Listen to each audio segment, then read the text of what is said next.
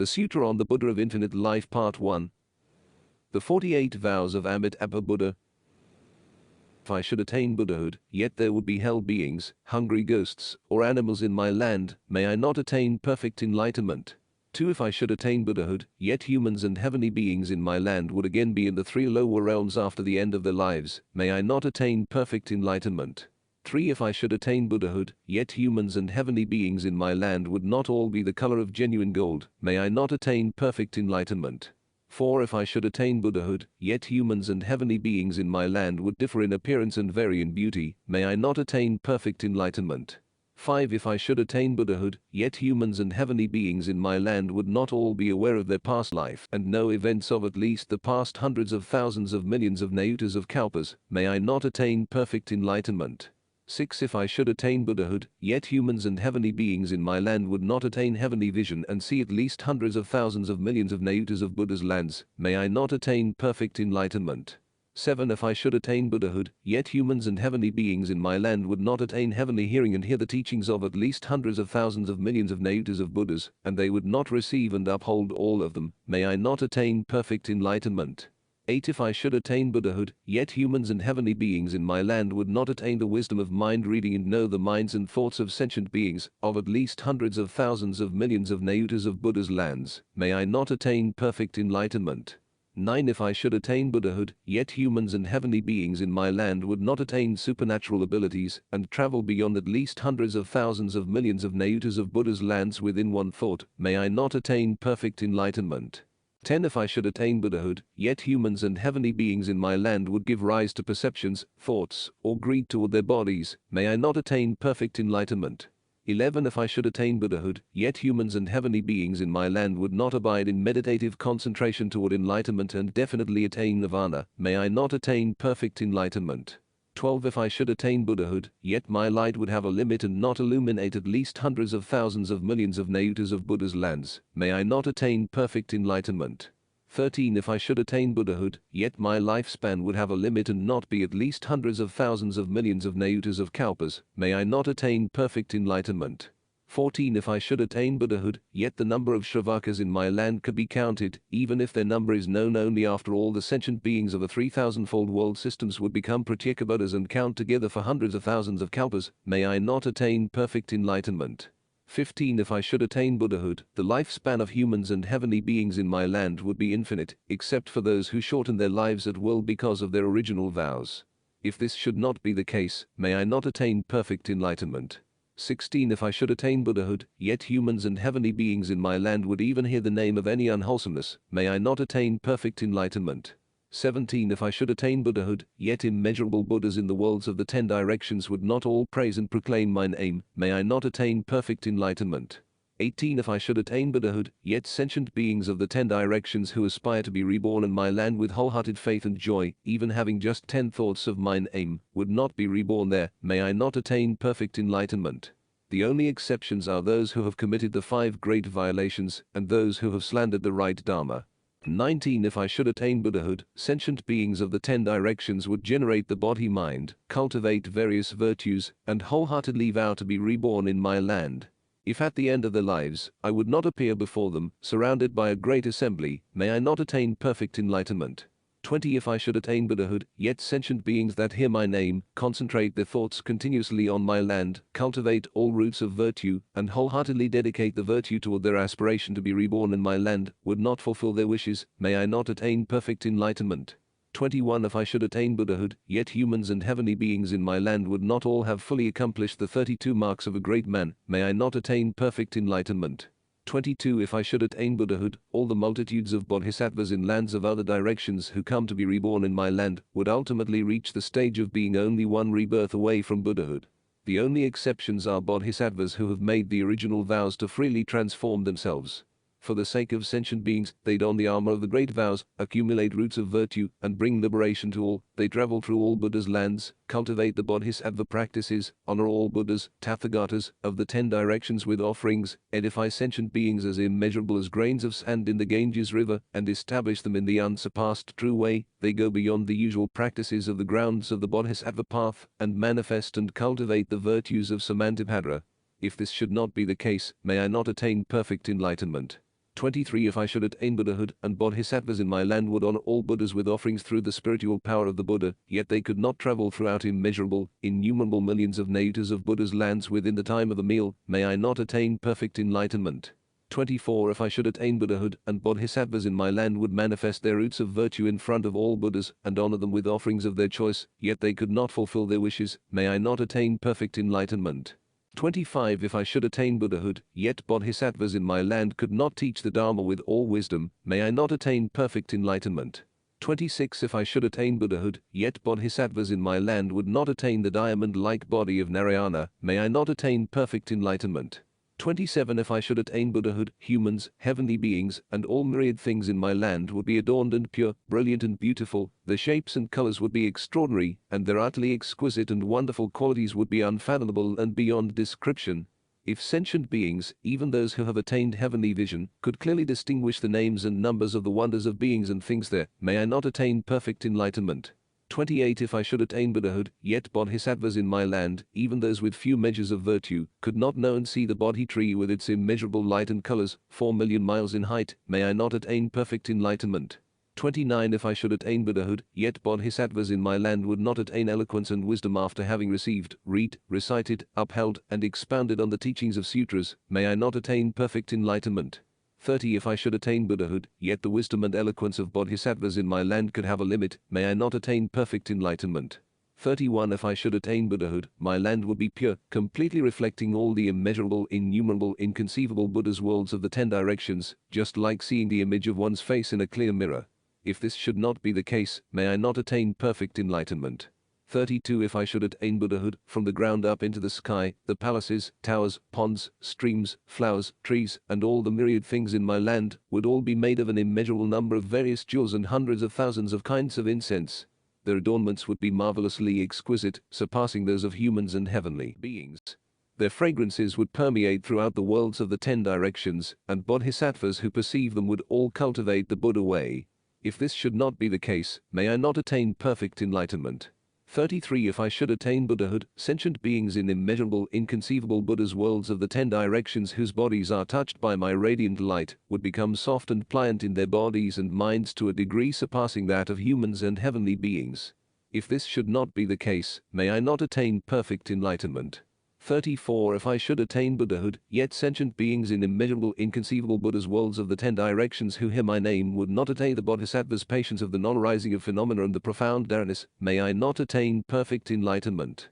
35. If I should attain Buddhahood, and there would be women in immeasurable, inconceivable Buddha's worlds of the 10 directions who hear my name, rejoice with faith, generate the Bodhi mind, and are weary of being women, yet after the end of their lives, they would again be reborn as women, may I not attain perfect enlightenment.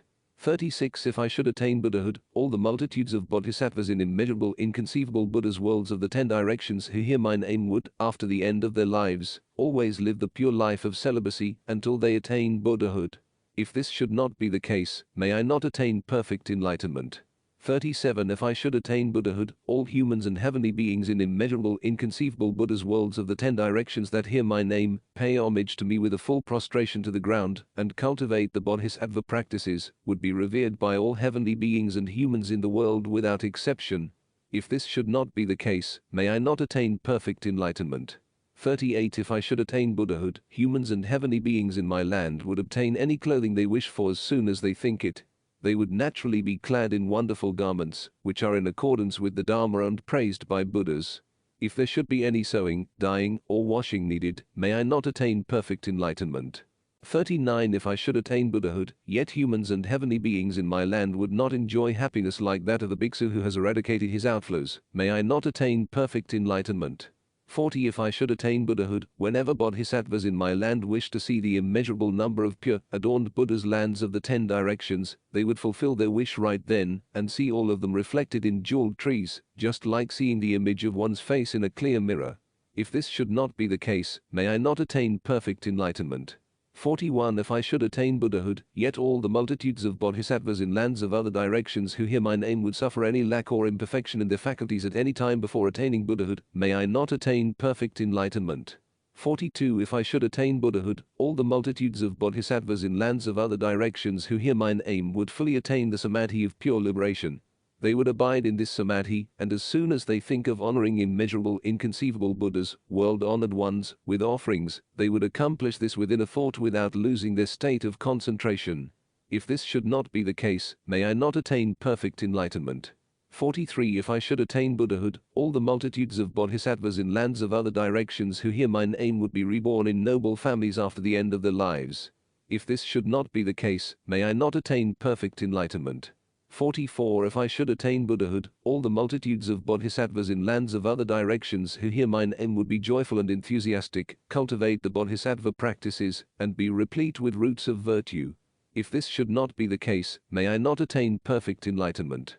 45. If I should attain Buddhahood, all the multitudes of bodhisattvas in lands of other directions who hear my name would fully attain the samadhi of universal equality. They would abide in this samadhi until they attain Buddhahood, and they would always see all the immeasurable, inconceivable Buddhas. If this should not be the case, may I not attain perfect enlightenment. 46. If I should attain Buddhahood, bodhisattvas in my land would naturally hear the Dharma they wish for in accordance with their aspirations and vows.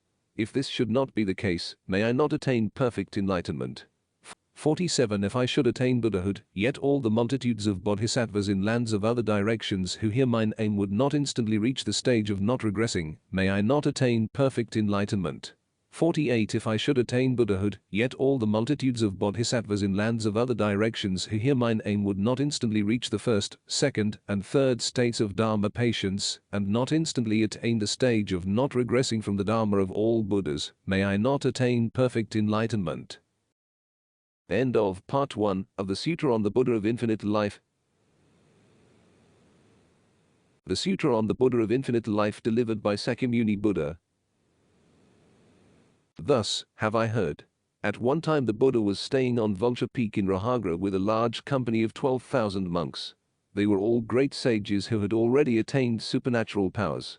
Their names included the following: Venerable Ajnatakandinyak, Venerable Asvajit, Venerable Vasput, Venerable Mahanamak, Venerable Badrajit, Venerable Vimalak, Venerable Yasadeva, Venerable Sabahik, Venerable Panakak, Venerable Gavampati, Venerable Yeruval Vakasyapak, Venerable Gayakasapak, Venerable Nadikasyapak, Venerable Mahakasyapak, Venerable Sariputrak, Venerable Mahamajalyanak, Venerable Kapfinak, Venerable Mahakastilakam, Venerable Mahakatianak, Venerable Mahakandak, Venerable Panamitranaputak, Venerable Anaradak, Venerable Rivata, Venerable Kumpilak, Venerable Amagaraja, Venerable Paryanaka, Venerable Vakula, Venerable Nanda, Venerable Svagata, Venerable Rahula, and Venerable Ananda.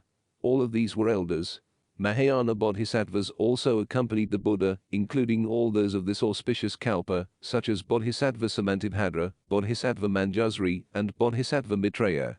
There were also the 16 lay bodhisattvas, such as Bhadrapala, as well as Bodhisattva Profound Thought, Bodhisattva Wisdom of Faith, Bodhisattva Emptiness, Bodhisattva Bloom of Supernatural Power, Bodhisattva Hero of Light, Bodhisattva Superior Wisdom, Bodhisattva Banner of Wisdom, Bodhisattva Tranquil Ability, Bodhisattva Wisdom of Vows, Bodhisattva Sweet-Smelling Elephant, Bodhisattva Hero of Treasures, Bodhisattva Dwelling in the Center, Bodhisattva Practice of Restraint, and Bodhisattva Emancipation.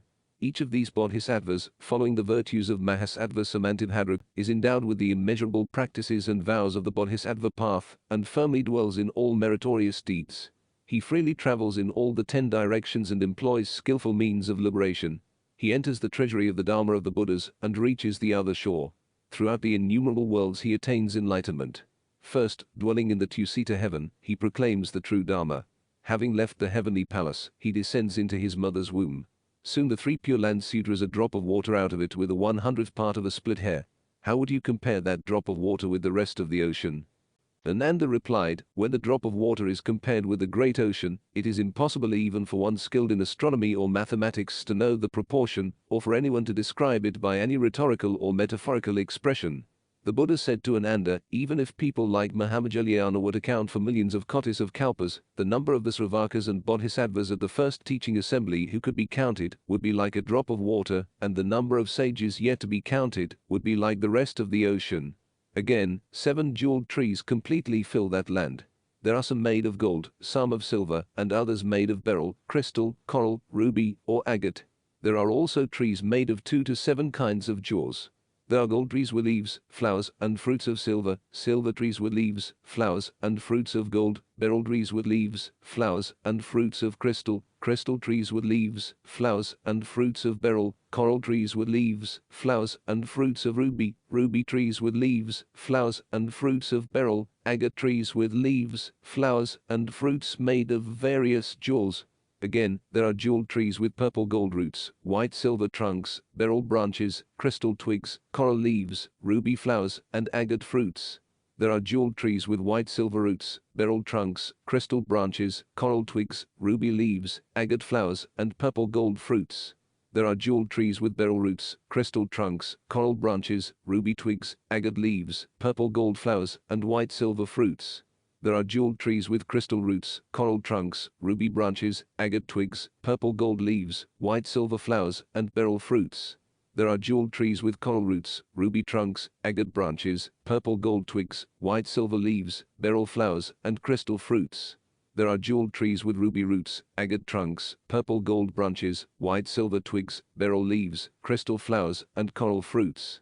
There are jeweled trees with agate roots, purple gold trunks, white silver branches, beryl twigs, crystal leaves, coral flowers, and ruby fruits.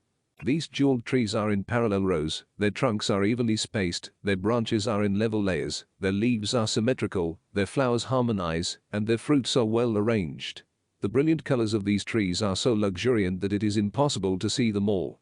When a fresh breeze wafts through them, exquisite sounds of the pentatonic scales, such as gong and shang, spontaneously arise and make symphonic music. Again, the Bodhi tree of Buddha Amitabha is 4 million li, 1 li is 500 meters in height and 5,000 yojanas in circumference at its base. Its branches spread 200,000 li in each of the 4 directions. It is a natural cluster of all kinds of precious stones and is adorned with the kings of jewels, namely, moon-bright Mani gems and ocean-supporting wheel gems. Everywhere between its twigs hang jeweled ornaments with 1,000 million different colors intermingling in various ways, and their innumerable beams shine with the utmost brilliance. The Bodhi tree itself is covered with nets of rare excellent gems, and on it appear all kinds of ornaments in accordance with one's wishes. When a gentle breeze wafts through its branches and leaves, innumerable exquisite Dharma sounds arise, which spread far and wide, pervading all the other Buddha lands in the 10 directions. Those who hear the sounds attain penetrating insight into Dharmas and dwell in the stage of non-retrogression. Until they attain Buddhahood, their senses of hearing will remain clear and sharp, and they will not suffer from any pain or sickness. Whether they hear the sounds of the Bodhi tree, see its colors, smell its perfume, taste its flavors, perceive its lights, or conceive of the Dharma in their minds, they all attain profoundly penetrating insight into Dharmas and dwell in the stage of non-retrogression. Until they attain Buddhahood, their 6 sense organs will remain sharp and clear, and they will not suffer from any pain or sickness. Ananda, when humans and devas of that land see the Bodhi tree, they will attain 3 insights. First, insight into reality through hearing the sacred sounds. Second, insight into reality by being in accord with it. And third, insight into the non-arising of all dharmas. These benefits are all bestowed by the majestic power of Amitabha, the power of his original vow, his perfectly fulfilled vow, his clear and manifest vow, his firm vow, and his accomplished vow. The Buddha said to Ananda, "A king of this world possesses 100,000 kinds of music. From the realm ruled by a wheel-turning monarch up to the 6th heaven of the world of desire, the sounds of the music produced in each higher realm are 10 million kotis of times superior to those of a lower one. The thousands of varieties of musical sound produced in the 6th heaven are 1,000 kotis of times inferior to one sound produced by the 7 jeweled trees in the land of Amitabha. Again, in that land, there are thousands of varieties of spontaneous music, which are all, without exception, sounds of the Dharma. They are clear and serene, full of depth and resonance, delicate and harmonious. They are the most excellent sounds in all the worlds of the 10 directions.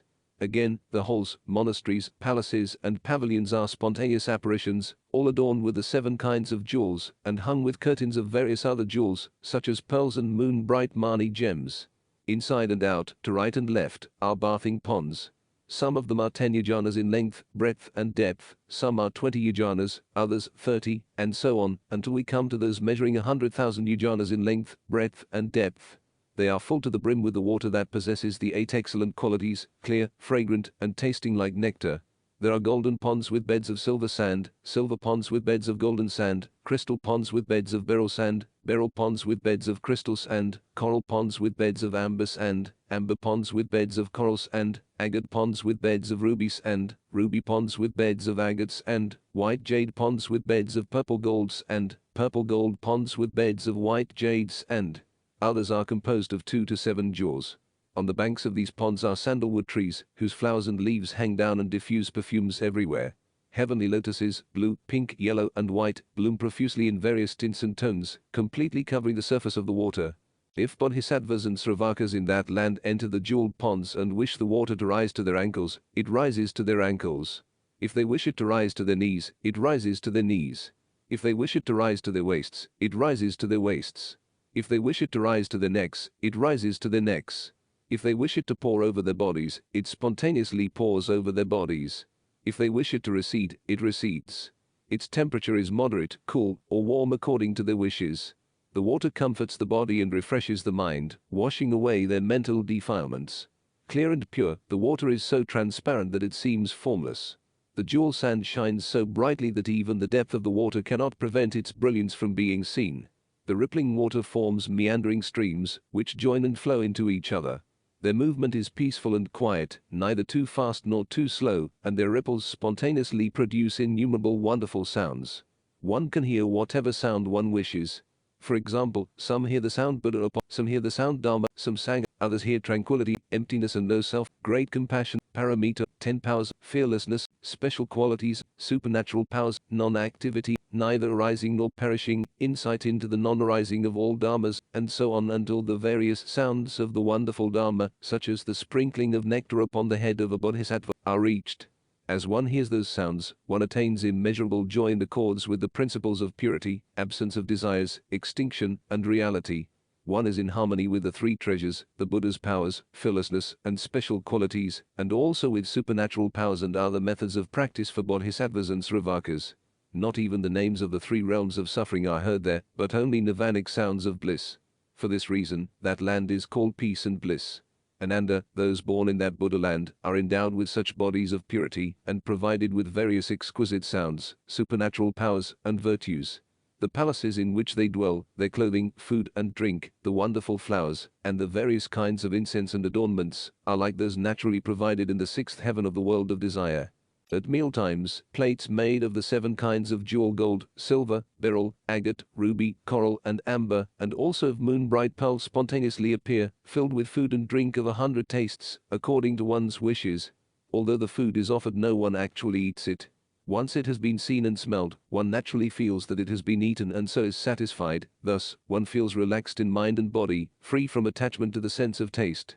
When the meal is over, everything disappears, but it reappears at the next mealtime. That Buddha land, like the realm of unconditioned nirvana, is pure and serene, resplendent and blissful. The sravakas, bodhisattvas, heavenly beings, and humans there have lofty and brilliant wisdom, and are masters of the supernatural powers. They are all of one form, without any differences, but are called heavenly beings and humans, simply by analogy with states of existence in other worlds. They are of noble and majestic countenance, unequaled in all the worlds, and their appearance is superb, unmatched by any being, heavenly or human. They are all endowed with bodies of naturalness, emptiness, and infinity. The Buddha said to Ananda, if a beggar in extreme poverty sits by the side of a king, how can their appearances be compared?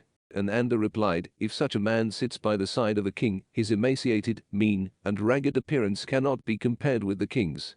His appearance is 1,000 million kotis or even incalculable times inferior to the king's. What is the reason for this? The conditions of a beggar in extreme poverty being at the lowest social level, with barely enough clothes to cover his body, scarcely enough food to sustain his life, with hunger and cold always tormenting him, and having almost lost human contact, are all the result of his misdeeds in former lives. In the past he did not cultivate roots of virtue, but instead accumulated riches without giving anything to others. He became more miserly as his wealth increased, desired to obtain more, insatiably hankered after further acquisitions, and gave no thought to good acts. Thus, he piled up a mountain of evil karma. When his life ended, all his wealth was gone, and what he had accumulated with great toil and worry was of no avail to him, all passed in vain into the possession of others. Having no store of merit on which to depend and no virtue on which to rely, after death he fell into one of the evil realms, where he suffered pain for a long period. When his karmic retributions ended, he was able to escape but was reborn into a lower class, being foolish, base, and inferior. He barely maintains the appearance of a human being. The king of a country is the most honored of all men. This is the reward for virtues accumulated in former lives, in which he, with a compassionate heart, gave generously to many, saved people from suffering through kindness and benevolence, performed good deeds with sincerity, and never disputed with others. When that life ended, he was rewarded with rebirth into a higher state. Born in a heavenly realm, he enjoyed bliss and happiness. His accumulated virtues produced such a surplus of good that when he was reborn as a man in this life, his birth was, deservedly, into a royal family. Since he is naturally noble, his dignified and majestic demeanor commands the respect of his people, and superb clothes and sumptuous food are prepared and served to him as he pleases. All this is a reward for virtues in his former lives. The Buddha said to Ananda, "What you say is true. Even though a king is the noblest of all men and has a regal countenance, if he is compared with a wheel-turning monarch, he will appear as base and inferior as a beggar beside a king. Likewise, however excellent and unrivaled the majestic appearance of such a monarch may be, if he is compared with the Lord of the heaven of the 33 gods, he will also appear incomparably inferior, even 10,000 kotis of times more so. Again, if this heavenly Lord is compared with the Lord of the sixth heaven, he will appear 100,000 kotis of times inferior. If the Lord of the sixth heaven is compared with a bodhisattva or a sravaka dwelling in the land of Amitabha, his countenance and appearance will be far from equal to that of the bodhisattva or sravaka, being 1,000 million kotis of times or even incalculable times inferior. The Buddha said to Ananda, "Devas and humans in the land of Amitabha are each provided with robes, food and drink, flowers, perfume, ornaments, silken canopies and banners, and are surrounded by exquisite sounds. Their abodes, palaces, and pavilions are exactly in accordance with the size of their bodies. 1, 2, or even innumerable jewels appear before them as soon as they wish. In addition, beautiful jeweled fabric covers the ground where all the devas and humans walk. In that Buddha land there are innumerable jeweled nets, all adorned with skeins of gold thread, pearls, and 100,000 kinds of rare and marvelous treasures. All around the nets hang jeweled bells of the utmost beauty, which shine brilliantly. When a natural breeze of virtue arises and gently blows, it is moderate in temperature, neither cold nor hot, and refreshing and soft to the senses. It moves neither too slowly nor too quickly. When the breeze wafts over the nets and the various jeweled trees, countless excellent sounds of the Dharma are heard, and 10,000 kinds of delicate fragrances of virtue are diffused. If one smells those fragrances, one's impurities and passions spontaneously cease to arise. If touched by the breeze itself, one enjoys the same pleasure as a monk who has entered the samadhi of extinction. Again, as the breeze blows, flowers are scattered throughout the Buddha land. They spontaneously divide into different colors, not mixed together. They are soft and pleasant to touch, glow brilliantly, and diffuse rich fragrances. When one's foot is placed on them, they sink down 4 inches, but when the foot is lifted, they rise to their former level. When the flowers have served their purpose, the earth opens up and they vanish, leaving the ground clean and without trace of them. At the right moment, 6 times a day, the breeze wafts, scattering the flowers in this way. Moreover, lotus flowers of various jewels fill the land. Each has 100,000 kotis of petals with lights of numerous colors. Green lotuses glow with a green light, white ones with a white light, and likewise dark blue, yellow, red, and purple lotuses glow with lights of their respective colors. The brilliance of these lights is so magnificent that it outshines the sun and moon. Each flower emits 3,600,000 kotis of rays of light, each sending forth 3,600,000 kotis of Buddhas. The bodies of these Buddhas are purple gold, and their physical characteristics and marks are superb beyond compare. Each Buddha emits 100,000 rays of light and expounds the wonderful Dharma to beings in the 10 directions, thus setting innumerable beings on the right path of the Buddha. The Buddha said to Ananda, "Sentient beings who are born in that Buddha land all reside among those assured of nirvana. The reason is that in that land there are neither beings who are destined to adverse conditions, nor those whose destinies are uncertain." All Buddha Tathagatas in the 10 directions, as numerous as the sands of the Ganges river, together praise the inconceivable supernal virtue of Amitabha. All sentient beings who, having heard his name, rejoice in faith, think of him even once, and sincerely transfer the merit of virtuous practices to that land, aspiring to be born there, will attain birth and dwell in the stage of non-retrogression. But excluded are those who have committed the 5 grave offenses and abused the right Dharma. The Buddha said to Ananda, "Devas and humans in the worlds of the 10 directions who sincerely aspire to be born in that land can be classified into 3 grades. The high grade of aspirants are those who leave their homes and abandon worldly desires to become monks. Having awakened aspiration for enlightenment, they single-mindedly think of Amitabha and perform meritorious practices, aspiring to be born in his land. When they are about to die, Amitabha, together with a host of sages, will appear before them. Then they will follow him and attain birth in his land. At once they will be born by transformation spontaneously from within 7 jeweled lotus flowers. They will dwell in the stage of non-retrogression, attain steadfast wisdom, and be capable of freely exercising supernatural powers. For this reason, Ananda, sentient beings who wish to see Amitabha while in this world, should awaken aspiration for highest enlightenment, perform meritorious deeds, and aspire to be born in his land. The Buddha said to Ananda, the middle grade of aspirants are the devas and humans in the worlds of the 10 directions, who sincerely desire to be born in that land.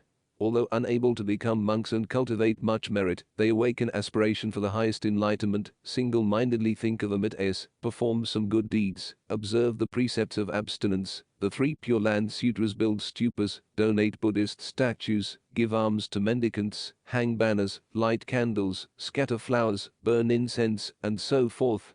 They transfer the merit of those practices to his land, aspiring to be born there.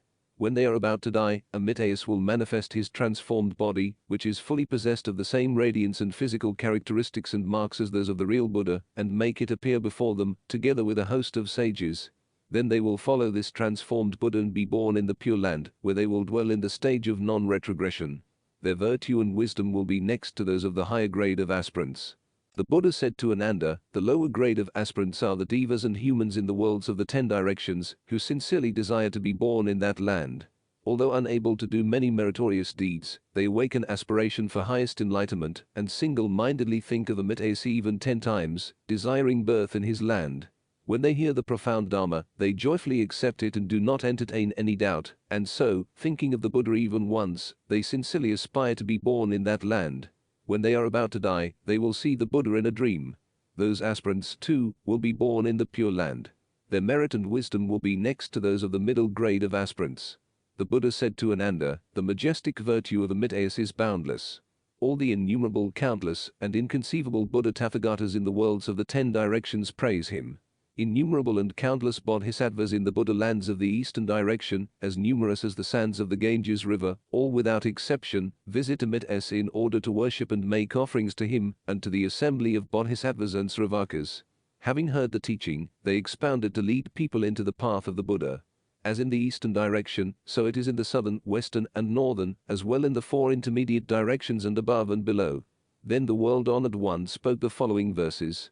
In the eastern direction there are Buddha lands, as numerous as the sands of the Ganges river. Bodhisattvas dwelling in those lands go to pay homage to Amitabha. So, it is in the southern, western, and northern directions, the intermediate directions, above and below. Bodhisattvas dwelling in those lands go to pay homage to Amitabha, the enlightened one. All those bodhisattvas, taking with them exquisite heavenly flowers, precious incense, and priceless robes, make offerings to Amitabha, the enlightened one. Playing heavenly music in concert, producing harmonious and delicate sounds, they praise the most honored one with hymns saying, you have perfected supernatural powers and wisdom, with which you freely enter the gates of the profound Dharma. You also possess stores of merit and virtue, and unparalleled supreme knowledge. Illuminating the world with the sun of wisdom, you disperse the clouds of birth and death. Having reverently walked round him 3 times, the bodhisattvas pay homage to the unsurpassed one. Having seen the glorious Pure Land, wonderfully resplendent, they are led to awaken supernal aspiration and wish their lands to be like his. Then Amitabha, the enlightened one, changes his countenance and smiles. From his mouth come forth innumerable rays of light, which illuminate the worlds of the 10 directions. These rays of light return, encircle his body 3 times, and enter the crown of his head. All devas and humans are delighted to see this and are filled with great joy. Avalokitesvara, the exalted being, having respectfully arranged his clothes and bowed his head, asked the Buddha, why are you smiling? Reverently I inquire. Please tell me why. The Buddha's majestic voice was like thunder, producing wonderful sounds in the 8 qualities of voice, said, because I am about to give predictions to the bodhisattvas. I shall now explain to you. Listen carefully. I am fully aware of the vows of the bodhisattvas who come from 10 directions. They seek to glorify their pure lands. After receiving my predictions, they will become Buddhas. While realizing that all dharmas are like a dream, an illusion, or an echo, they will fulfill their excellent vows and surely establish pure lands such as this. Knowing that dharmas are like a flash of lightning or a shadow, they will pursue the bodhisattva path to its end and amass a store of merit. After receiving my predictions, they will become Buddhas. While thoroughly knowing that the nature of all dharmas is empty and without substance, they will single-mindedly seek to produce their pure lands, and will surely establish lands such as this. The Buddhas tell the bodhisattvas to go and pay homage to the Buddha of the land of peace and provision. Listen to his teaching, joyfully receive and practice it, and then quickly reach the realm of purity. When you go to his glorious pure land, you will instantly acquire supernatural powers. Having, without fail, received predictions from Amitabha, you will attain perfect enlightenment. By the power of that Buddha's original vows, all who hear his name and desire birth will, without exception, be born in his land and effortlessly enter the stage of non-retrogression. Bodhisattvas, if you make vows that your lands will be like this, while aspiring to save all beings everywhere, your name will be renowned throughout the 10 directions. In order to serve millions of Tathagatas, you can assume various forms and fly to those lands. After worshipping them with joyful hearts, you will return to the land of peace and provision, without a store of good from former lives. One cannot hear this sutra, but those who have strictly observed the precepts can hear the right Dharma. One who has met a world-honored one in the past can accept this teaching. Such a person respectfully worships, hears, and upholds it, and rejoices so greatly as to dance. Arrogant, corrupt, and indolent people cannot readily accept this teaching. But those who have met Buddhas in their former lives rejoice to hear it. Neither Sravakas nor Bodhisattvas are able to know the sage's mind exhaustively. They are like those who are born blind and yet wish to guide others. The ocean of the Tathagata's wisdom is deep, vast, and boundless. Even sages of the Hinayana cannot fathom it, only the Buddha clearly knows it. Let us suppose that all human beings, without exception, have attained enlightenment and, with pure wisdom, realized original emptiness. Even if they pondered the Buddha's wisdom for myriads of kalpas and expounded it with the utmost effort all through their lives, they would not come to exhaustive knowledge of it. The Buddha's wisdom is thus limitless and pure to its depths. To obtain human life is difficult in the extreme. To meet a Buddha in this world is also difficult. It is difficult, too, for a person to attain faith and wisdom. Once you have heard the Dharma, strive to reach its heart. If you have heard the Dharma and do not forget it, but adore and revere it with great joy, you are my good friend. For this reason, you should awaken aspiration for enlightenment. Even if the whole world is on fire, be sure to pass through it to hear the Dharma, then you will surely enter the Buddha's enlightenment, and everywhere deliver beings from the river of birth and death. The Buddha said to Ananda, all the bodhisattvas in the land of Amitabha will ultimately attain the stage of becoming a Buddha after one more life. Excepted are those who have made original vows for the sake of sentient beings, resolving to cultivate the merit of realizing their great vows to save all sentient beings. Ananda, each Sravaka in the Buddha land of Amitabha emits a light for 1 fathom around his body. The light of a bodhisattva shines 100 yojanas. There are 2 bodhisattvas who are the most dignified. Their majestic light reaches everywhere in the universe of 1,000 million worlds. Ananda asked, what are the names of those 2 bodhisattvas? To the Buddha replied, one is called Avalokitesvara and the other Mahasthamaprapta. They had both performed bodhisattva practices in this world and, at the end of their lives, were born by transformation in that Buddha land. Ananda, the sentient beings born there all fully possess the 32 physical characteristics of a great being, as well as perfect wisdom, with which they penetrate deeply into the nature of all dharmas and reach their subtle essence. Their supernatural powers know no obstruction, and their physical senses are sharp and clear. The bodhisattvas of lesser capacities attain 2 insights. Those with superior capacities attain innumerable merits through the insight into the non-arising of all dharmas. Those bodhisattvas will not be subject to rebirth in evil realms before they become Buddhas. Excepted are those who seek birth in the worlds of other directions during the turbulent period of the 5 defilements, manifesting their forms in the likeness of the beings there, as in this world. They can freely exercise supernatural powers and always remember their former lives. The Buddha said to Ananda, by the Buddha's power, bodhisattvas of that land go to innumerable worlds of the 10 directions in as short a time as it takes to eat a meal, in order to pay homage and make offerings to the Buddhas and world-honored ones. If those bodhisattvas so wish, countless and innumerable offerings, such as flowers, incense, music, silken canopies, and banners, spontaneously appear before them as soon as they are imagined. They are rare and marvelous, unlike anything in this world. They are, accordingly, offered to the assemblies of Buddhas, bodhisattvas, and Sravakas. The flowers remain in the sky and gather into canopies. Their brilliance is dazzling and their fragrance pervades everywhere.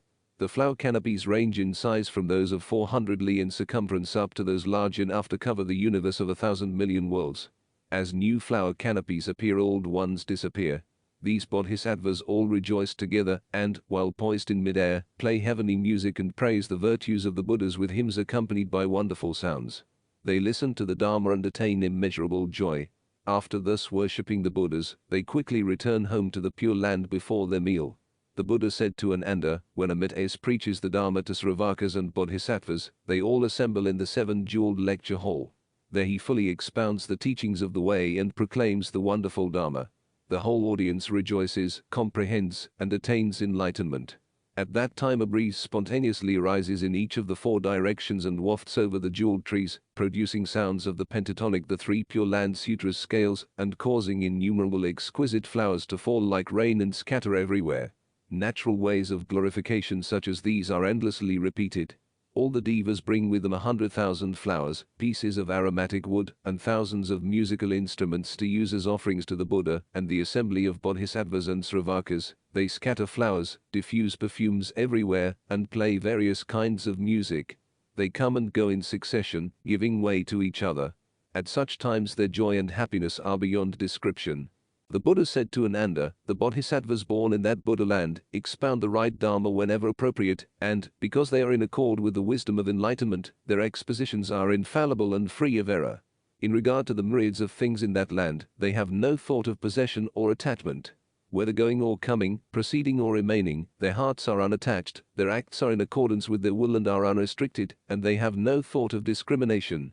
In them there is no idea of self or others, no idea of competition or dispute. With the heart of great compassion to benefit all living beings and with tenderness and self-control, they bear no enmity or grudge against anyone. Free of mental hindrances, they are pure in mind and without indolence. Unbiased, noble-minded, sincere and tranquil, their hearts can revere, appreciate, and enjoy the Dharma. Having extinguished all evil passions, they are free of those tendencies that cause one to fall into evil realms. They have accomplished all the duties of a bodhisattva and are fully endowed with immeasurable virtues. Having reached deep meditation and gained supernatural powers, transcendent knowledge and wisdom, they are established in the 7 practices leading to enlightenment and are devoted to the Buddha Dharma. With the physical eye they see clearly, discerning objects without error. The sight of the divine eye reaches everywhere without limit. With the Dharma eye they observe and know thoroughly the teachings of the way. With the wisdom eye they see truth and attain the other shore. With the Buddha eye they completely realize the nature of Dharmas, and with unhindered wisdom they expound the Dharma to others. Although they observe with the eye of equality that the 3 worlds are empty and non-existent, they strive to learn the Buddha Dharma and the larger sutra, acquire varied eloquence to rid living beings of affliction caused by the evil passions. Since all dharmas have arisen from suchness, the bodhisattvas see them as they really are, and know skillful means of speech that will develop good habits and destroy bad ones in living beings. They dislike secular talk, enjoying only right discourse on the Dharma. They cultivate roots of virtue, revere the path of the Buddha, and know that all dharmas are completely tranquil and non-existent. Their samsaric bodies and evil passions have been extinguished together with their remaining karmic tendencies. When they hear the profound Dharma, their minds are free of doubt and fear.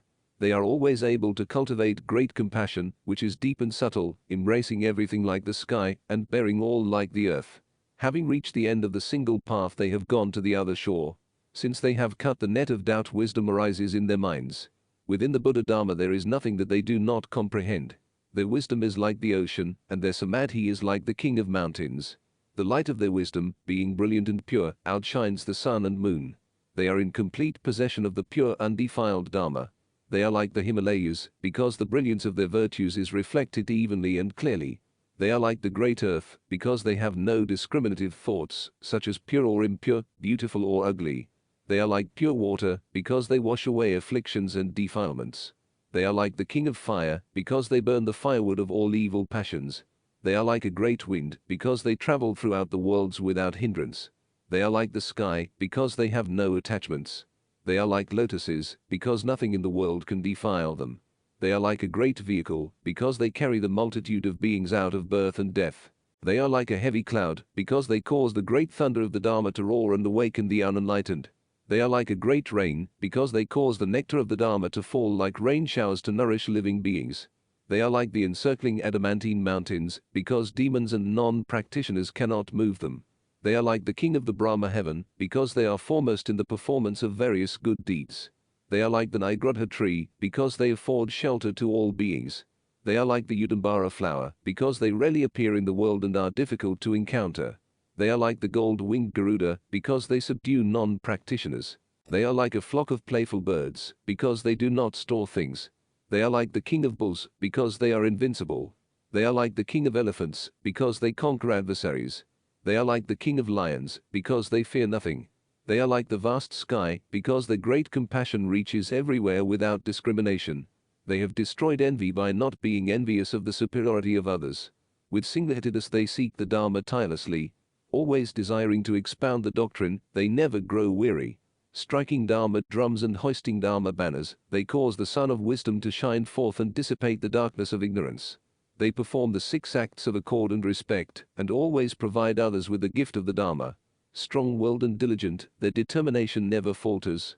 Thus, they become lamps for the world and fields of supreme merit. They always become teachers and harbor no thought of discrimination, aversion, or attachment. They seek only the right path, finding neither joy nor sorrow in other matters.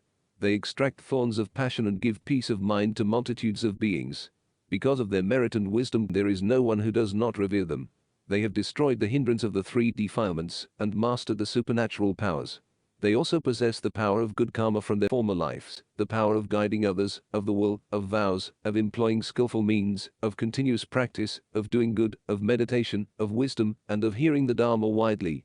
They also possess the power of the 6 paramitas giving, dana, morality, sila, patience, ksandi, effort, virya, meditation, dhyana, and wisdom, prajna, and the power of right mindfulness, concentration, contemplation, the supernatural faculties, and transcendent knowledge, the power to tame and train living beings in the right way, as well as other powers.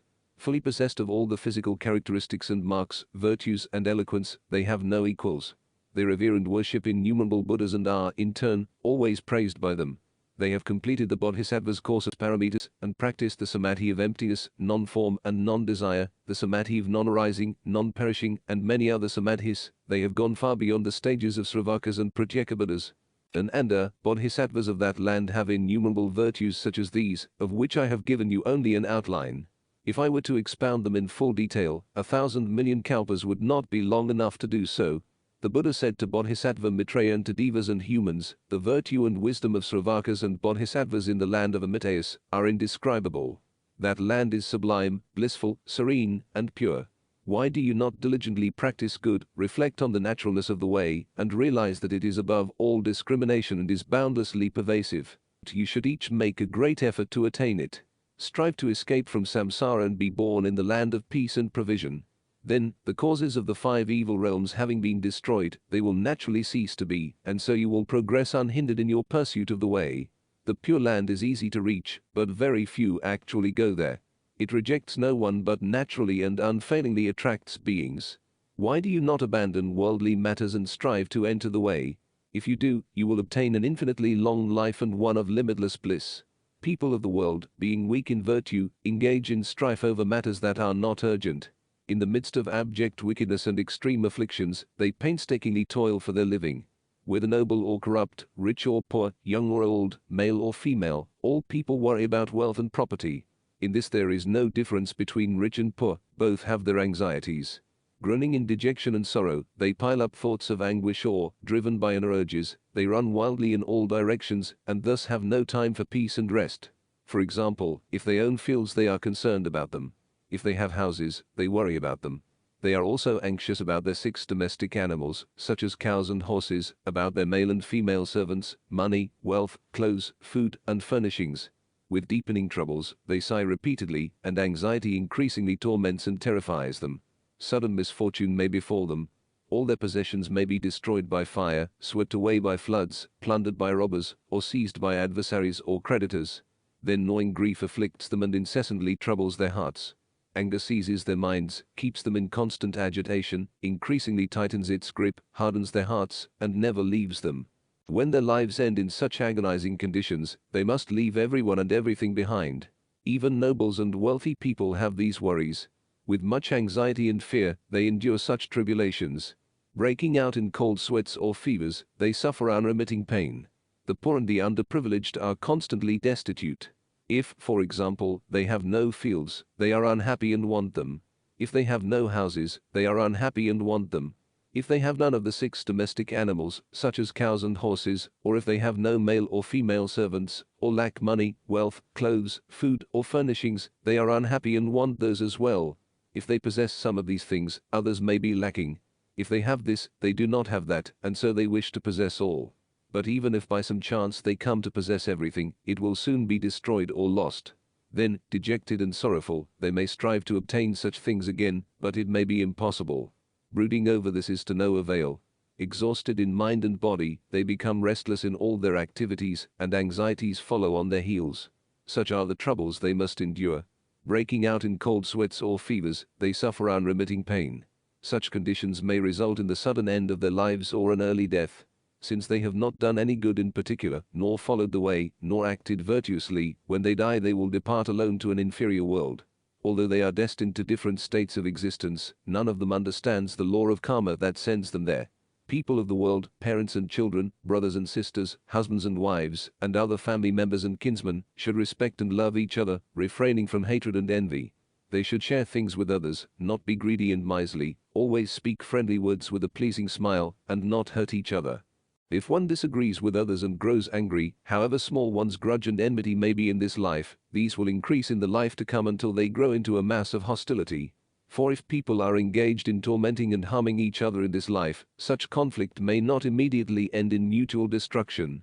But persistent bitterness and raging fury are impressed upon the mind, and thus naturally leave indelible marks on consciousness, so that those involved will be reborn at about the same time to take revenge on each other. Further, in the midst of worldly desires and attachments one comes and goes alone, is born alone, and dies alone.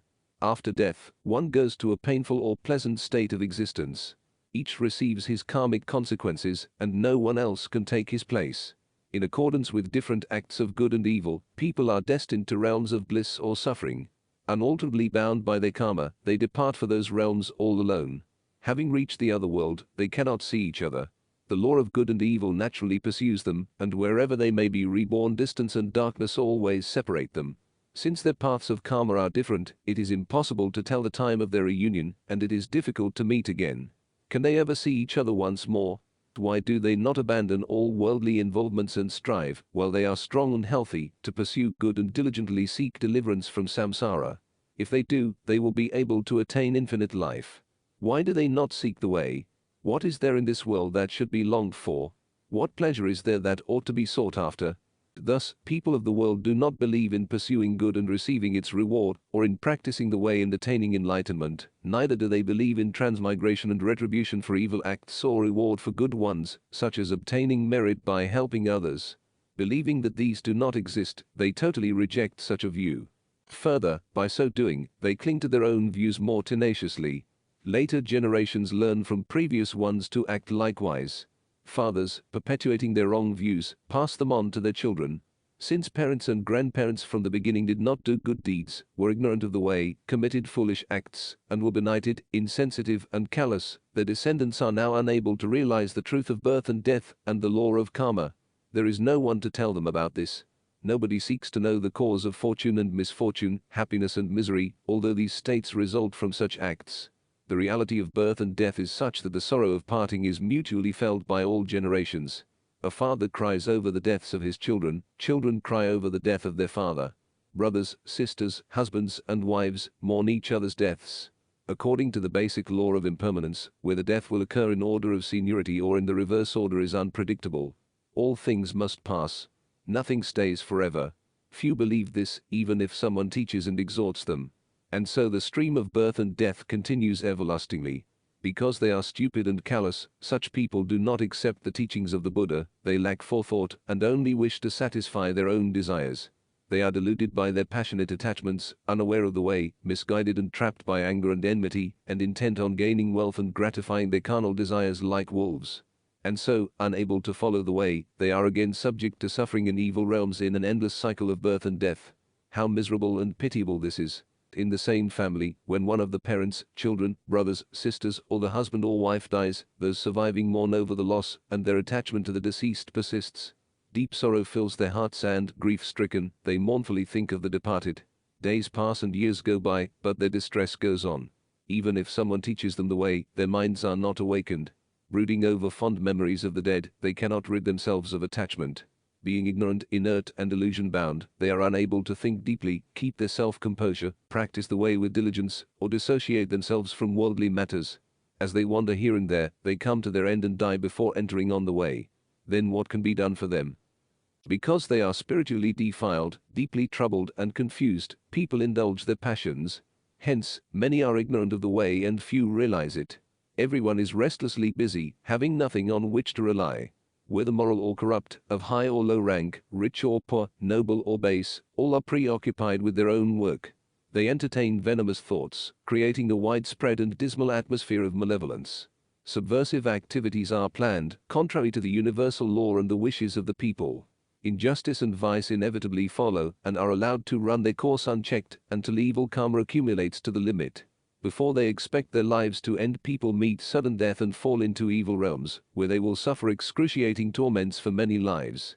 They will not be able to escape for many thousands of kotis of kalpas. How indescribably painful! How pitiable this is! The Buddha said to Bodhisattva Maitreya and to devas and humans, I have told you the truth about people of the world. Such being their mode of life, they are unable to enter the way. Therefore, you should think deeply and try to avoid various evil acts, choose the good and diligently practice it. A life of addiction to desires or a life of pomp and vainglory cannot last long. All must pass, there is nothing you can really enjoy. Since you have encountered a Buddha in this world, you should assiduously practice the way. Anyone who sincerely desires birth in the land of peace and bliss is able to attain purity of wisdom and supremacy in virtue. You should not follow the urges of the passions, break the precepts, or fall behind others in the practice of the way. If you have doubts and are not clear about my teaching, ask me, the Buddha, about anything and I shall explain it to you. Bodhisattva Maitreya prostrated himself on the ground and said, Your majestic glory, O Buddha, is awe-inspiring, and your exposition is most pleasing to me. Having heard your teaching, I feel deeply that people of the world are just as you have described. Your compassionate revelation of the great way has opened our eyes and ears, awakening us to liberation. Those who have heard your teachings are all filled with joy.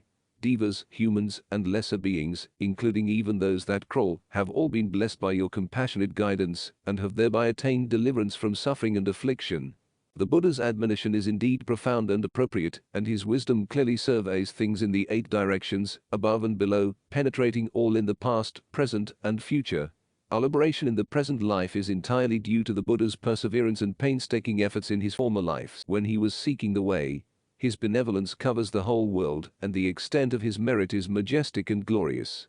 His light penetrates to the utmost ends of space and guides people to nirvana. He reveals the sutras, destroys wrong views, and subdues demons. Thus, his influence extends boundlessly in the 10 directions. The Buddha is the king of the Dharma, his virtue surpasses that of all the sages.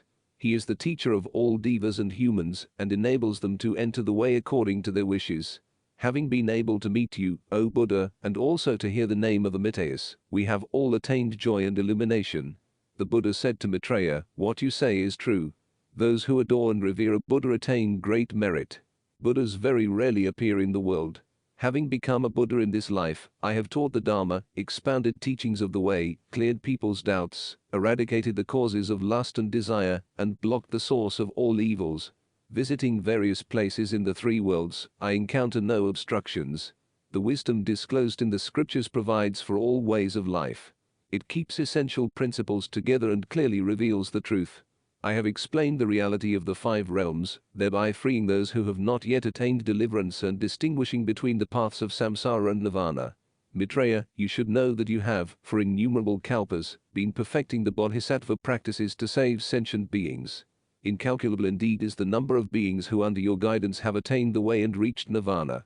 From time immemorial, you and all the devas and humans in the 10 directions and the 4 groups of followers have been floundering in the 5 realms of samsara, undergoing indescribable troubles and afflictions. Until you were born in this life, you too underwent endless cycles of birth and death. Now you have encountered a Buddha, listened to his expositions of the Dharma, and been able to learn about Amitabha. What pleasure and joy this is for you and me to share. I share the joy with you. It is time for all to seek deliverance from the pains of birth, sickness, old age, and death. Outflows of depravity and defilement are everywhere, and there is nothing in which you can find true joy. You should resolutely do worthy deeds with propriety, strive to do more good, control and purify yourselves, wash away the mental defilements, be sincere in word and deed, and allow no contradiction between what you think and what you do. Seek your own liberation and then turn to saving others, straightforwardly aspire to be born in the Pure Land and accumulate roots of virtue. However hard you may practice in this life, it can only be for a short while. In the life to come you will be born in the land of Amitabha and enjoy endless bliss there. Being forever in accord with the way, you will no longer be subject to birth and death, and be free of the afflictions caused by greed, anger, and ignorance. If you wish your life to be as long as a kalpa, 100 kalpas, or 10 million kotis of kalpas, it will be just as you please. You will dwell in effortless spontaneity and attain nirvana. You should each diligently seek to realize your aspiration. Do not entertain any doubt or give up your endeavors, lest as a result of that fault you should be born into the seven-jeweled palace in the border region of the Pure Land, and be subject to various disadvantages for 500 years. Maitreya said to the Buddha, having received your considerate admonition, we will diligently practice the way and follow your teaching. We will not allow any doubt to arise. The Buddha said to Maitreya, if here in this world you are upright in thought and will, and abstain from doing evil, then you will attain the utmost virtue, unsurpassed in all the lands throughout the 10 directions. Why is this so? Devas and humans in the Buddha lands naturally do good and rarely commit evil, and so it is easy to teach and train them. Having become a Buddha in this world, I now dwell in the midst of the 5 evils, the 5 sufferings, and the 5 burnings. This is extremely painful for me. I will teach multitudes of beings, making them abandon the 5 evils, avoid the 5 sufferings, and escape from the 5 burnings. I will train their minds and lead them to practice the 5 good deeds, so that they may acquire merit and virtue and attain liberation, long life, and nirvana. The Buddha continued, what are the 5 evils? What are the 5 sufferings? What are the 5 burnings? What is the way to extinguish the 5 evils and lead people to practice the 5 good deeds, so that they may acquire merit and virtue and attain liberation, long life, and nirvana? The Buddha said, the first evil is this. Devas, humans, and lesser beings, including even those that crawl, are bent on doing evil. There is no being that is not. The strong subdue the weak, all inflict serious injuries upon and kill each other, all devour their prey. Not knowing how to do good, they commit evil and commit outrageous and unruly deeds. Later, they receive retribution. It is natural that they should be destined to evil realms. Demigods keep records of offenders' acts and make sure that they are punished. That is why some are poor and destitute, corrupt, beggarly, lonely, deaf, dumb, blind, stupid, wicked, physically handicapped, deranged, or subnormal. But others are honorable, noble, wealthy, intelligent, or clever. This is the result of good and meritorious acts of benevolence and the performance of their duties to their parents in former lives. In this world prisons are set up by the law, and those who are unafraid of them and commit offenses are sent there for punishment.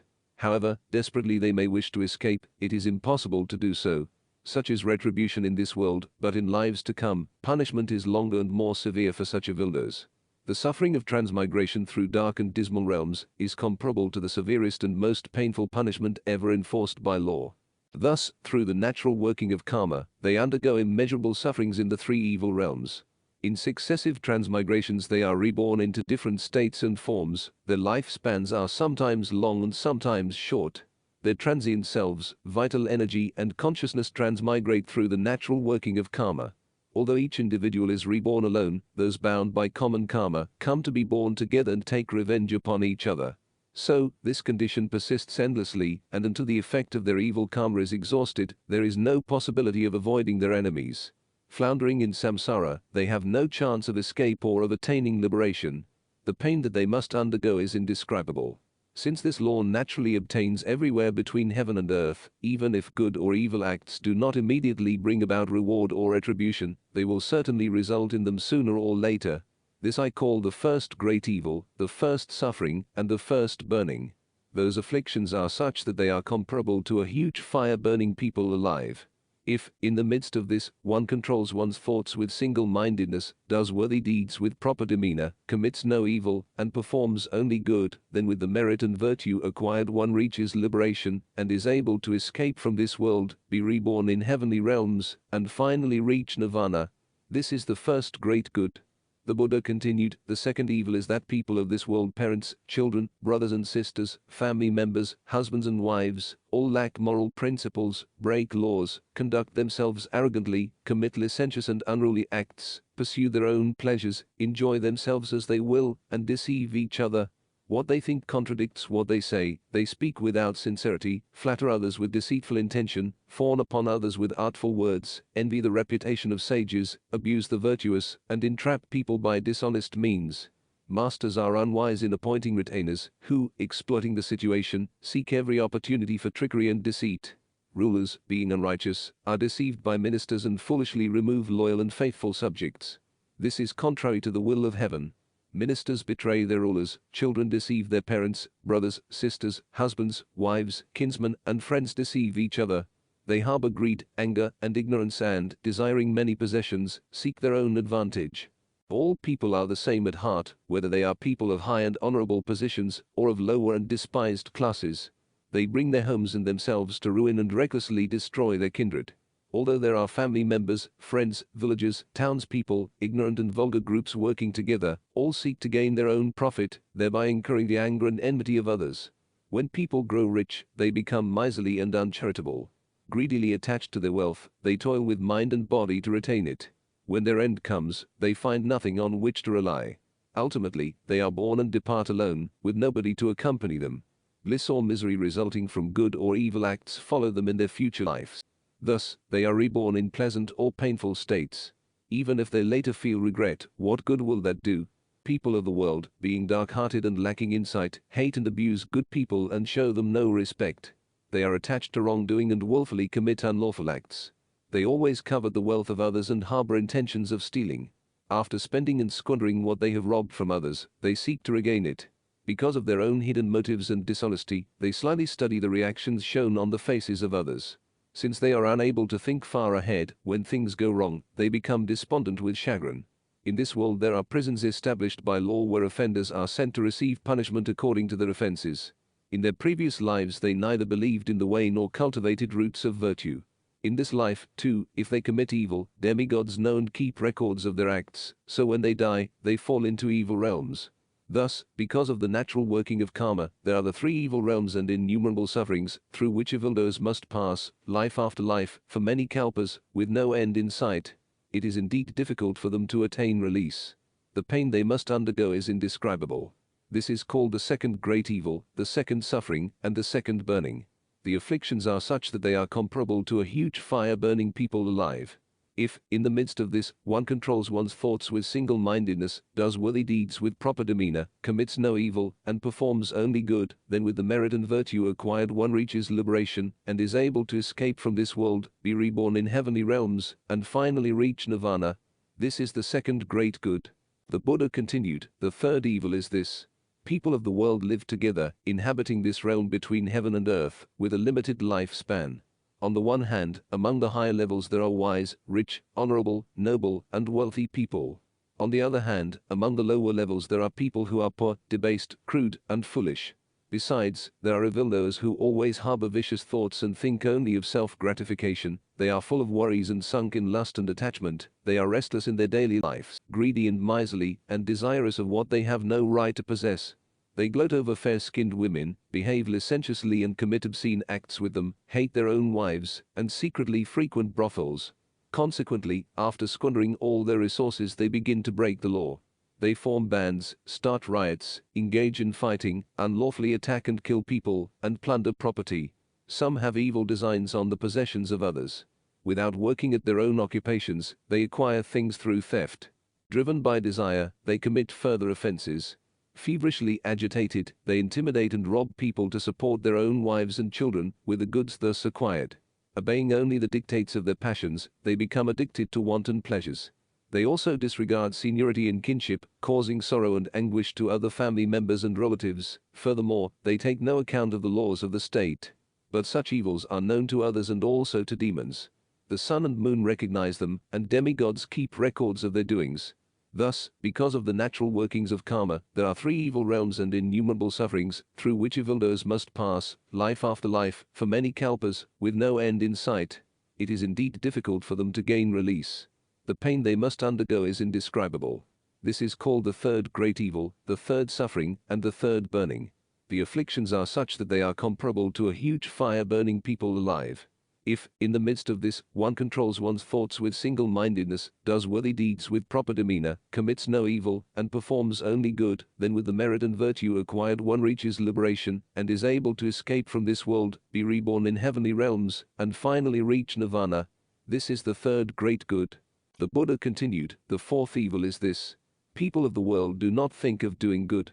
They incite each other to commit various kinds of evil, uttering harsh and abusive words, telling lies, and engaging in idle talk. They slander others and cause contention. They hate and envy good people and ruin the wise, while they rejoice in watching this behind the scenes. They are neglectful of their parents, make light of their teachers and elders, fail to win the trust of their friends, and lack sincerity. Holding themselves in high esteem, they think that they are virtuous but act waywardly in an overbearing manner and despise others. Unaware of their own evil, they never feel ashamed of themselves. Boastful of their physical strength, they demand respect and fear from others. Taking no heed of heaven, earth, demigods, or the sun and moon, they disdain to do any good. So, they are difficult to train and convert. Holding themselves in high esteem, they demand their own way. Arrogant and afraid of nothing, they always assume a haughty attitude. But demigods keep records of their evils. Perhaps there was some meritorious act in their former lives, and they can count on the effect of that small amount of good. But, since they commit evil again in this life, their store of merit is soon exhausted, good divinities forsake them, leaving them alone with no one on whom to depend. When their lives end, all their evil recoils upon them and forces them, through the natural working of karma, to descend to the evil realms. Again, as the exact records of their deeds in the hands of the demigods dictate, their karmic transgressions and offenses condemn them to hellish realms. Retribution for evil comes about naturally and nothing can stop it. They must go into the red-hot cauldrons, where their bodies are melted down with the utmost torment and anguish. Even if at that time they repent of their evil deeds, what good will that do? The way of heaven takes its inevitable course without mistake. Thus, because of the natural working of karma, there are the three evil realms and innumerable kinds of suffering through which evildoers must pass, life after life, for many kalpas, with no end in sight. It is indeed difficult for them to gain release, and the pain they must undergo is indescribable. This is called the fourth great evil, the fourth suffering, and the fourth burning. The afflictions are such that they are comparable to a huge fire burning people alive. If, in the midst of this, one controls one's thoughts with single-mindedness, does worthy deeds with proper demeanor, commits no evil, and performs only good, then with the merit and virtue acquired one reaches liberation, and is able to escape from this world, be reborn in heavenly realms, and finally reach nirvana. This is the fourth great good. The Buddha continued, the fifth evil is this. People of the world are indecisive and slothful, reluctant to do good, lacking in self-discipline, and they do not work hard at their occupations, so their families and dependents are left to suffer from hunger and cold. When reproached by their parents, they retort angrily with scornful looks. In such conflicts they are far from peaceful, they can be as violent and frenzied as when enemies confront each other. As a result, parents wish that they had no children. In dealing with others, they are licentious and wayward, causing trouble and annoyance to many. Even when they are morally obliged to others, they neglect their duties and have no intention of repaying their indebtedness. Destitute and driven to the most desperate ends, they have no way of regaining their wealth. Although eager to obtain much profit and appropriate the riches of others, they waste their money on wanton pleasures. As this becomes a habit, they grow accustomed to acquiring property illegally and to spending their ill-gained profits on personal luxuries, indulging in wine and sumptuous food. They eat and drink to excess. Profligate and contentious as they are, they engage in foolish quarrels. Unable to understand others, they forcibly impose their will upon them. When they come upon people who are good, they hate and abuse them.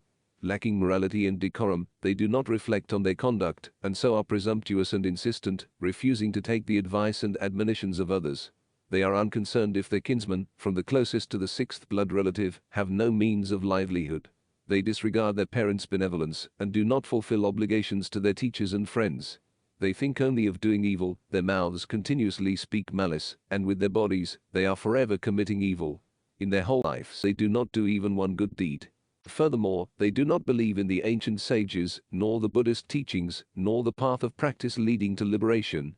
Neither do they believe that after death one is reborn into another state of existence, that good deeds bring about good rewards, or that evil acts bring about evil consequences. They plot to murder a rat or to cause disruption in the Sangha. They even think of killing their parents, brothers, sisters, or other relatives.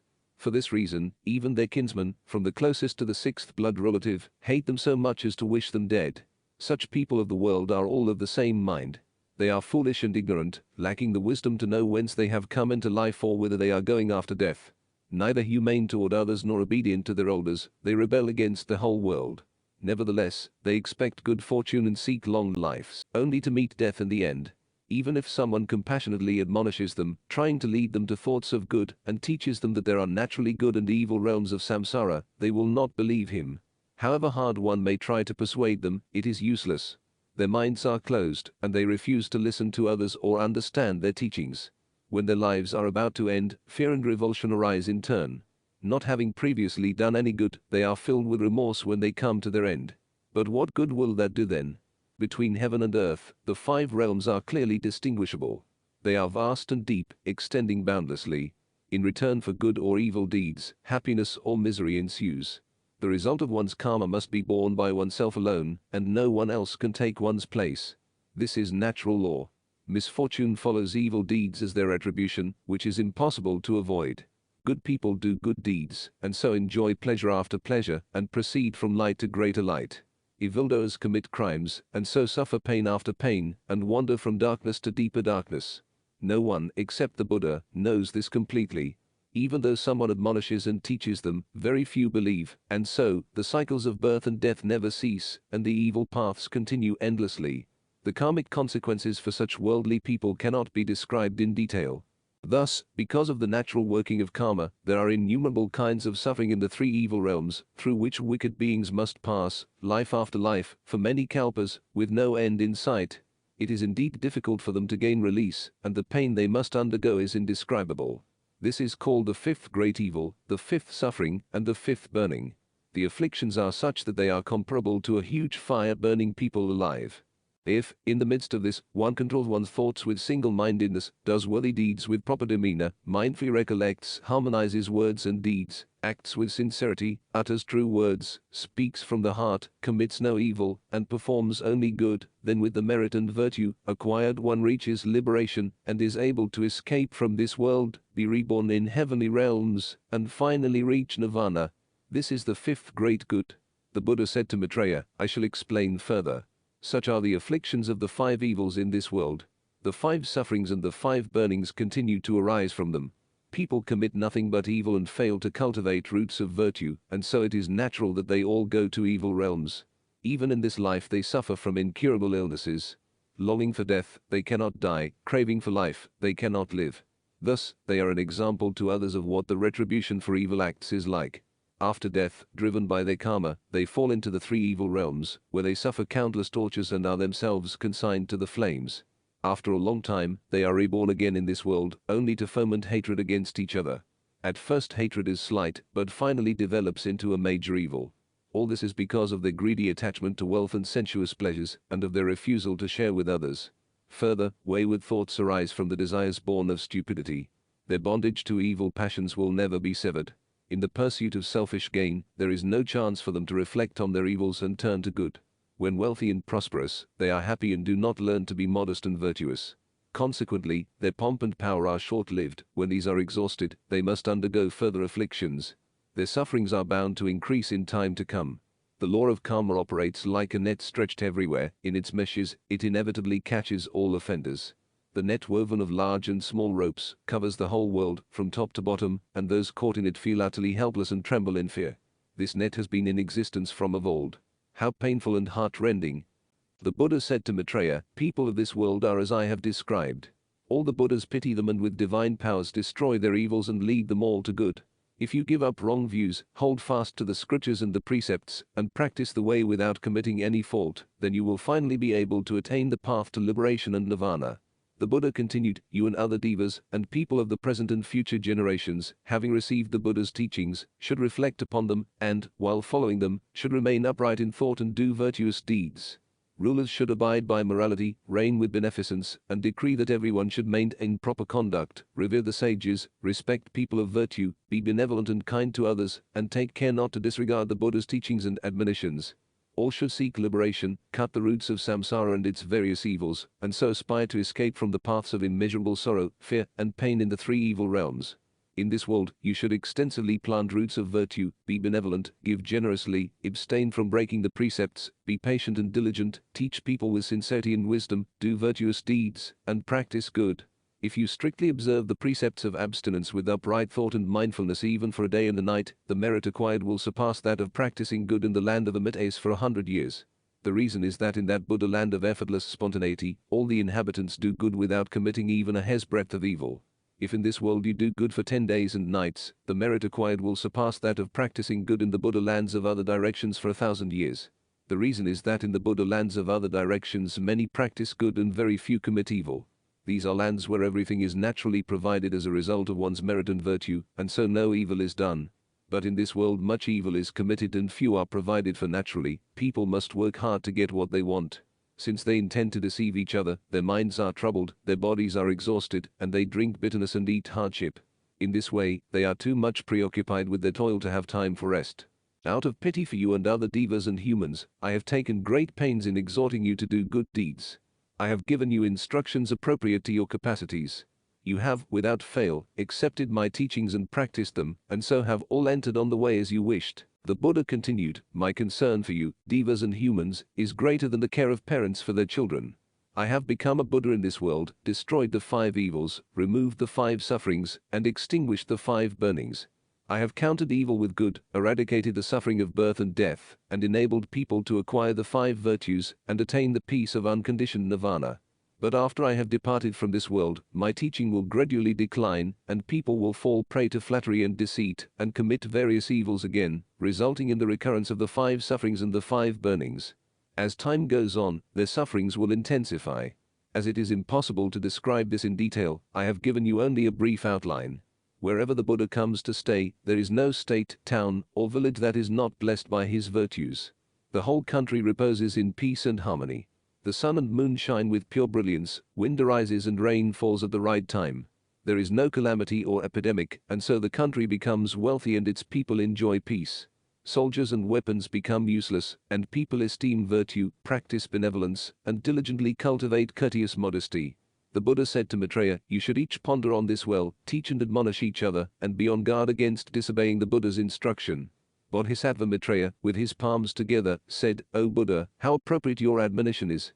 People of the world are just as you have described.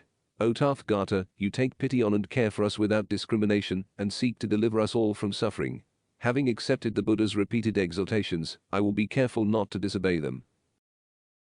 The Buddha said to Ananda, rise to your feet, rearrange your robes, put your palms together, and respectfully revere and worship Amitabha. Buddha Tathagatas in the lands of the 10 directions always praise with one accord that Buddha's virtue of non-attachment and unimpeded activity. Ananda stood up, rearranged his robes, assumed the correct posture, faced westward, and, demonstrating his sincere reverence, joined his palms together, prostrated himself on the ground, and worshipped Amitabha. Then he said to Sakyamuni Buddha, world-honored one, I wish to see that Buddha, his land of peace and bliss, and its hosts of bodhisattvas and sravakas. As soon as he had said this, Amitabha emitted a great light, which illuminated all the Buddha lands. The encircling adamantine mountains, Mount Sumeru, together with large and small mountains and everything else, shone with the same golden color. That light was like the flood at the end of the period of cosmic change that fills the whole world, when myriads of things are submerged, and as far as the eye can see there is nothing but the vast expanse of water. Even so was the flood of light emanating from Amitabha. All the lights of Sravakas and Bodhisattvas were outshone and surpassed, and only the Buddha's light remained shining bright and glorious. At that time Ananda saw the splendor and majesty of Amitabha resembling Mount Sumeru, which rises above the whole world. There was no place that was not illuminated by the light emanating from his body of glory. The 4 groups of followers of the Buddha in the assembly saw all this at the same time. Likewise, those of the Pure Land saw everything in this world. Then the Buddha said to Ananda and Bodhisattva Maitreya, have you seen that land filled with excellent and glorious manifestations, all spontaneously produced, from the ground to the heaven of pure abode? Ananda replied, yes, I have. The Buddha asked, have you also heard the great voice of Amitabha expound the Dharma to all the worlds, guiding sentient beings to the way of the Buddha? Ananda replied, yes, I have. The Buddha further asked, have you also seen the inhabitants of that land move freely, riding in 7 jeweled airborne palaces as large as 100,000 yajanas, to worship the Buddhas of the lands in the 10 directions? Yes, I have, replied Ananda. Have you also seen that some of the inhabitants are in the embryonic state of rebirth? Yes, I have. Those in the embryonic state dwell in palaces as high as 100 yujanas or 500 yujanas, where they spontaneously enjoy pleasures as do those in the heaven of the 33 gods. Then Bodhisattva Maitreya said to the Buddha, "World-honored one, for what reason are some of the inhabitants of that land in the embryonic state and the others born by transformation?"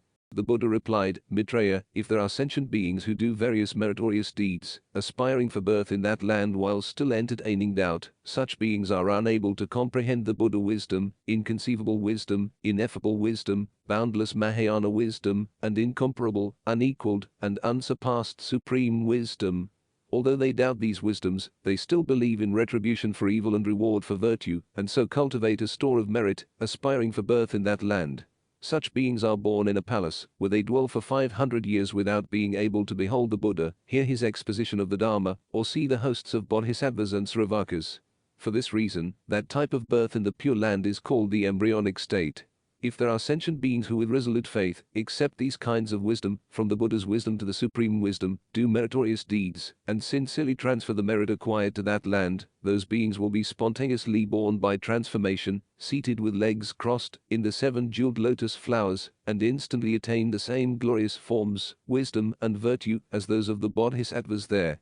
Further, Maitreya, if great bodhisattvas in the Buddha lands of other directions desire to see Amitayus and revere and make offerings to him and the hosts of bodhisattvas and sravakas, they will, after death, be born in the land of Amitayus.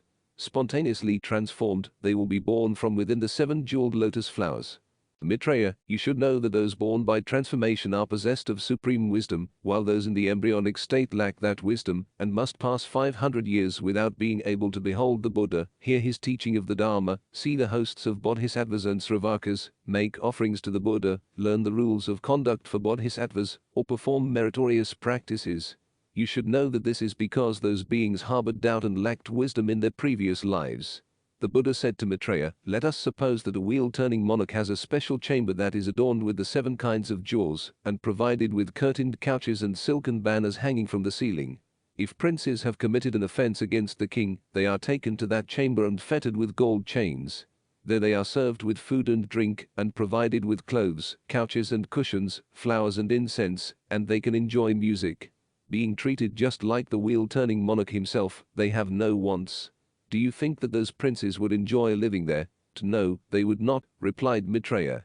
"They would seek various means of approach to ask a person of power to help them escape." The Buddha said to Maitreya, "Those beings born within the lotus buds are like that. Because of their doubt of the Buddha's wisdom, they have been born in palaces. Although they receive no punishment or ill treatment even for a single moment, they must pass 500 years there without being able to see the 3 treasures, make offerings to the Buddha, or cultivate a store of virtue. This is distressing to them. Though there are other pleasures, they do not enjoy living there. If those beings become aware of the faults committed in their former lives and deeply repent, they can, as they wish, leave and go to where Amitayus dwells. Then they can worship and make offerings to him. They can also visit innumerable and countless other Tathagatas to perform various meritorious practices. Maitreya, you should know that the bodhisattvas who allow doubt to arise lose great benefits. For this reason, you should have resolute faith in the supreme wisdom of the Buddha." Bodhisattva Maitreya said to the Buddha, "World-honored one, how many non-retrogressive bodhisattvas are there in this world who will be born in that Buddha land?" The Buddha replied, 67 kotis of non-retrogressive bodhisattvas from this world will be born there. Each of these bodhisattvas has previously made offerings to innumerable Buddhas with almost as much diligence as you did, Maitreya. Furthermore, bodhisattvas of lesser practices and those who have performed small acts of merit, whose number is beyond calculation, will all be born there. The Buddha said to Maitreya, "Not only those bodhisattvas from this world, but also those from Buddha lands in other directions are born there. First, in the land of the Buddha named Far-Reaching Illumination, there are 180 kotis of bodhisattvas who all visit there. Second, in the land of Buddha Jewel Storehouse, there are 90 kotis of bodhisattvas who all visit there. Third, in the land of Buddha Immeasurable Sound, there are 220 kotis of bodhisattvas who all visit there. Fourth, in the land of Buddha Taste of Nectar, there are 250 kotis of bodhisattvas who all visit there. Fifth, in the land of Buddha Dragon Subduing, there are 14 kotis of bodhisattvas who all visit there. Sixth, in the land of Buddha Superior Power, there are 14,000 bodhisattvas who all visit there. 7th, in the land of Buddha Sicha, there are 500 kotis of bodhisattvas who all visit there. 8th, in the land of Buddha Undefiled Light, there are 80 kotis of bodhisattvas who all visit there. 9th, in the land of Buddha Peak of Virtue, there are 60 kotis of bodhisattvas who all visit there. 10th, in the land of Buddha Mountain of Excellent Virtue, there are 60 kotis of bodhisattvas who all visit there. 11th, in the land of Buddha King of Humans, there are 10 kotis of bodhisattvas who all visit there. 12th, in the land of Buddha's Splendid Flower, there are innumerable and incalculable bodhisattvas who are all non-retrogressive and possessed of unrivaled wisdom, who have previously made offerings to countless Buddhas, and are able to learn in 7 days the adamantine teachings of the Dharma that can only be attained by mahasattvas after practicing for 100,000 kotis of kalpas. Those bodhisattvas all visit there. 13th, in the land of Buddha Fearlessness, there are 790 kotis of great bodhisattvas and incalculable minor bodhisattvas and bhikkhus, who all visit there. The Buddha said to Maitreya, not only do the bodhisattvas from those 14 Buddha lands visit that land, but also bodhisattvas from innumerable Buddha lands in the 10 directions, whose number is incalculable. Even if I were to give you only the names of the Buddhas in the 10 directions and the number of the bodhisattvas and bhikkhus who visit that land, enumerating them continuously day and night for a kalpa, I would not be able to complete the list. This is why I have given you only a brief description. The Buddha said to Maitreya, if there are people who hear the name of that Buddha, rejoice so greatly as to dance, and think of him even once, then you should know that they have gained great benefit by receiving unsurpassed virtue. For this reason, Maitreya, even if a great fire were to fill the universe of 1,000 million worlds, you should pass through it to hear this sutra, to arouse joyful faith, to uphold and chant it, and to practice in accordance with its teachings. This is because there are many bodhisattvas who wish to hear this teaching, but are still unable to do so. If there are sentient beings who have heard it, they will attain the stage of non-retrogression for realizing the highest enlightenment. This is why you should single-heartedly accept in faith, uphold, and chant this sutra, and practice in accordance with its teachings. The Buddha further said, I have expounded this teaching for the sake of sentient beings, and enabled you to see Amitabha and all in his land. Strive to do what you should. After I have passed into nirvana, do not allow doubt to arise. In the future, the Buddhist scriptures and teachings will perish. But, out of pity and compassion, I will especially preserve this sutra and maintain it in the world for 100 years more. Those beings who encounter it will attain deliverance in accord with their aspirations. The Buddha said to Maitreya, it is difficult to encounter and behold a Tathagata when he is in this world. Difficult to access, difficult to hear are the Buddha's teachings and scriptures. It is also difficult to hear the excellent teachings for bodhisattvas, that paramitas. Difficult too is it to meet a good teacher, to hear the Dharma, and perform the practices. But most difficult of all difficulties is to hear this sutra, have faith in it with joy, and hold fast to it. Nothing is more difficult than this. Thus have I formed my Dharma, thus have I expounded my Dharma, thus have I taught my Dharma. You must receive it and practice it by the method prescribed. When the world-honored one had finished his presentation of this sutra, aspiration for highest enlightenment was awakened in innumerable sentient beings. 12,000 nayutas of human beings attained the pure Dharma. 22 kotis of devas and humans attained the stage of non-return. 800,000 bhikkhus realized the wisdom of destroying defilements. 40 kotis of bodhisattvas attained the stage of non-retrogression, and all, adorned with the virtue of the universal vows, will ultimately attain perfect enlightenment. At that time the entire universe of 1,000 million worlds quaked in 6 ways, and a great light illuminated all the lands in the 10 directions. 100,000 kinds of music played spontaneously, and innumerable marvelous flowers fell in profusion from the sky. When the Buddha finished delivering this sutra, Bodhisattva Maitreya and bodhisattvas from the lands in the 10 directions, together with Elder Ananda, other great Sravakas, and all those in the assembly, without exception, rejoiced at the Buddha's discourse. End of the Sutra on the Buddha of Infinite Life delivered by Sakyamuni Buddha.